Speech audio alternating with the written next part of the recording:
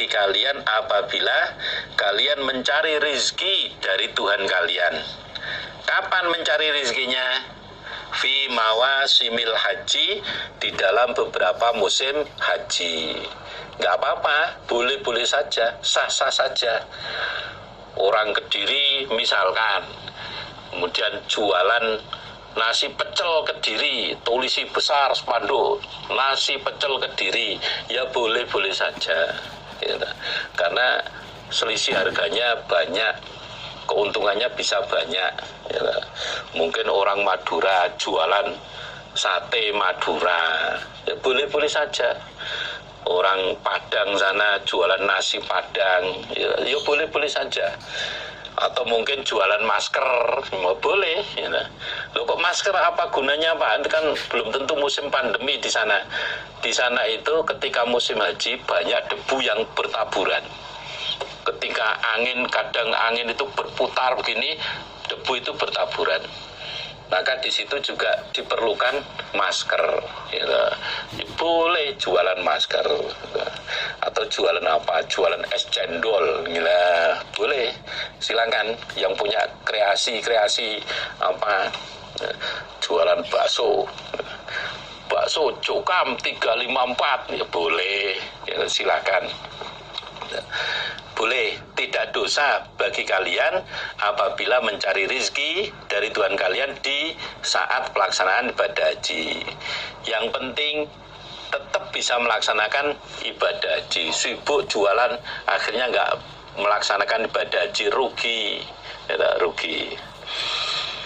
Waqala, dan berkata sapa Ibnu Abi Hatim, akhbarona Abu Muhammad ibni bintis Syafi'i, fima, di dalam apa-apa, maksudnya hadis, kataba yang kirim surat sapa Abu Muhammad ilayya kepadaku Ibnu Abi Hatim.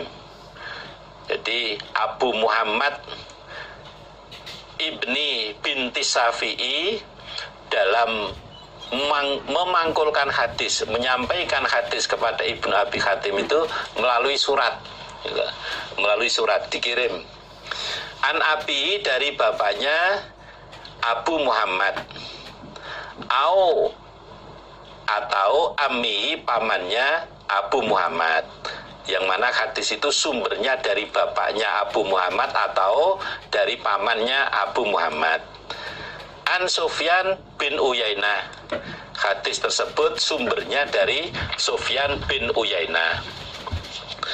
Isinya hadis qauluhu, firman Allah, fa idza afaltum min arafatin fadhkurullaha indal mas'aril haram. Fa idza afaltum, maka ketika bubar kalian, min arafatin, dari Arafah. Arafah itu tempat wukufnya jamaah haji. Fadhkuru, maka ingatlah kalian Allah, pada Allah, indal mas'aril haram, di sisi mas'aril haram. Ketika kalian sudah bubar dari wukuf di Arafah sore hari tanggal 9 Dzulhijjah, maka kalian ingatlah kepada Allah di Mas'aril Haram. Mas'aril Haram itu nama lainnya di Muzdalifah. Jadi di siang hari tanggal 9 Dzulhijjah itu jamaah haji wukuf di Arafah sampai menjelang terbenamnya matahari. Kemudian meninggalkan tanah Arafah menuju Mas'aril Haram, meninggalkan Arafah menuju Muzdalifah atau Mas'aril Haram. Nah, sesampainya di Mas'aril Haram, supaya tetap ingat kepada Allah, di Arafah doa lama, mulai habis selesai sholat duhur, ketika matahari sudah tergelincir sedikit, ya, kemudian berdoa terus sampai menjelang terbenamnya matahari, karena sholatnya sudah dijamak qashar dengan duhur. Nah, kemudian selesai dari Arafah berangkat ke Mas'aril Haram atau di Muzdalifah. Nah, sesampainya di Muzdalifah atau Mas'aril Haram, tetaplah ingat kepada Allah. Prakteknya, wahia adapun ingat kepada Allah, iku as-sholata ini 2 sholat. Jami'an, keadaan di jamak.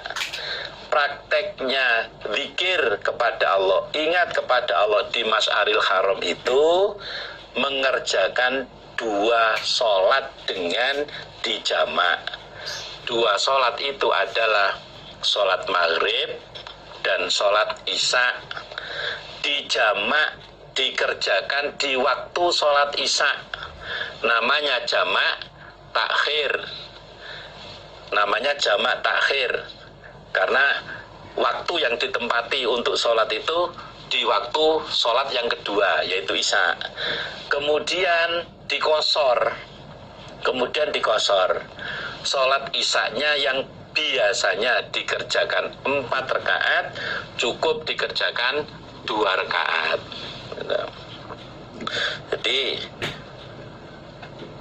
ingat kepada Allah di Mas'aril Haram atau di Muzdalifah itu prakteknya dengan melaksanakan 2 sholatan, yaitu maghrib dan isya, dikerjakan di jamak dan isyanya dikosor. Jamaknya nama jamak takhir, kemudian isyanya dikosor hanya 2 rakaat. Babu bayani wujuhil ikhrami. Bab keterangan beberapa macam ikhram. Pembahasan pertama yaitu menerangkan tentang macam-macam ikhram. Ikhram itu untuk apa saja macamnya. Yang kedua, wa annahu, dan bab sesungguhnya. Yajuzu, boleh. Apa ifradul haji, menyendirikan haji. Bab berikutnya, bab yang kedua adalah bolehnya hanya mengerjakan haji saja di bulan haji. Bab yang kedua adalah bolehnya hanya mengerjakan haji saja, haji doang di bulan haji. Namanya haji ifrad. Wa tamattu'i, dan bolehnya mengerjakan haji tamattu. Wal kironi, dan bolehnya menggandeng, artinya bolehnya mengerjakan haji kiron. Untuk bab yang kedua ada haji ifrad berarti 2A, kemudian pembahasan tentang haji tamattu berarti 2B, yang berikutnya adalah haji kiron berarti jadinya 2C dalam satu bab itu.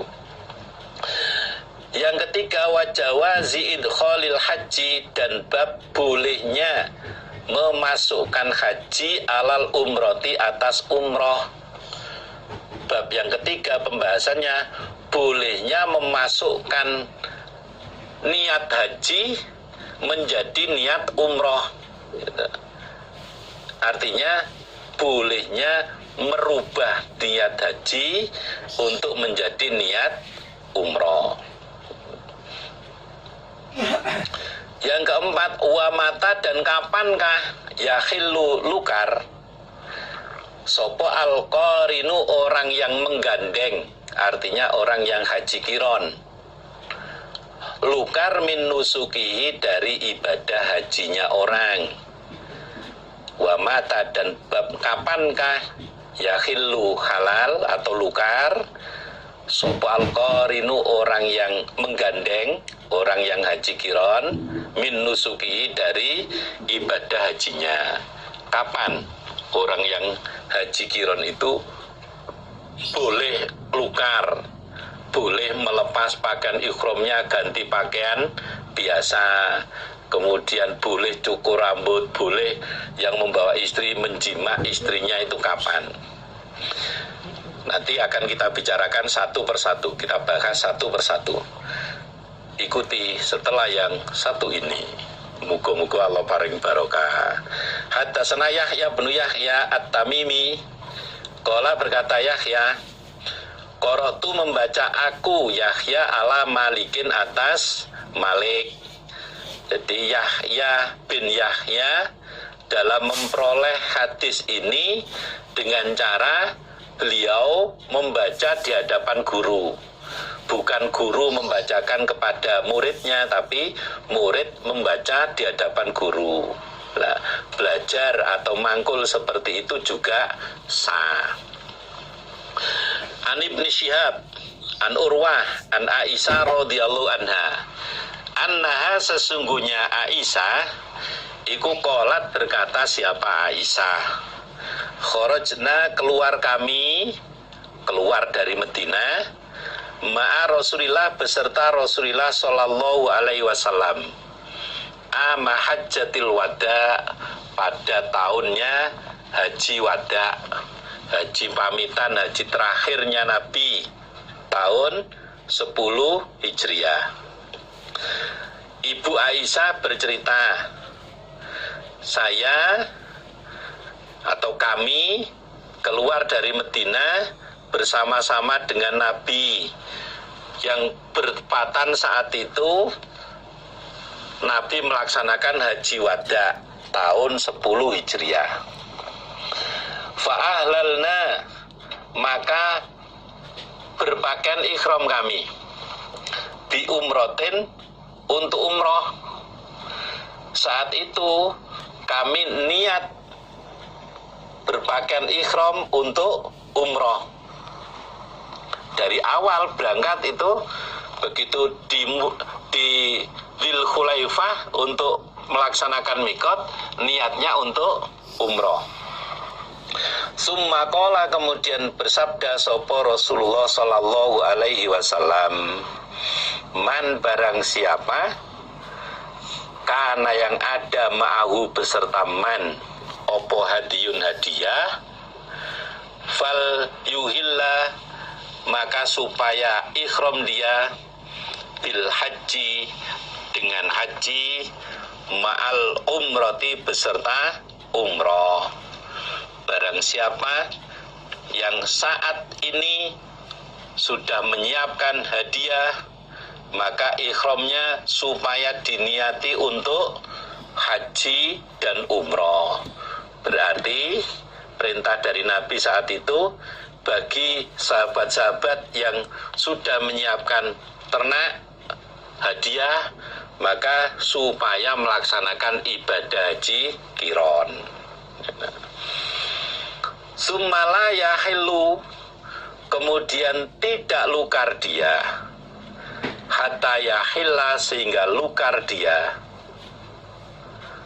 minhuma, dari keduanya haji dan umroh, jami'an, bersama-sama. Kemudian orang yang melaksanakan haji qiron itu tidak boleh lukar, berganti pakaian biasa, tidak boleh cukur rambut sampai dia lukar dari haji dan umrohnya secara bersamaan. Ini sudah terjawab pembahasan bab yang keempat.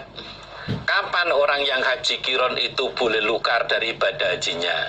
Kalau ibadah haji dan umrohnya sudah selesai, baru boleh lukar.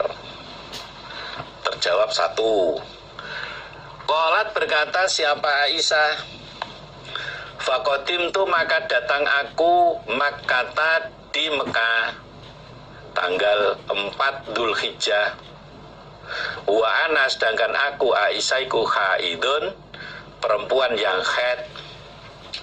Lam atuf, tidak tawaf aku Aisyah, lam atuf, tidak tawaf aku Aisyah, bil baiti, di Baitullah, wala, dan tidak bainas sofa, di antara bukit Sofa, wal marwati, dan bukit Marwah. Ibu Aisyah bercerita, ketika perjalanan kami sudah sampai di Mekah tanggal 4 Dzulhijjah,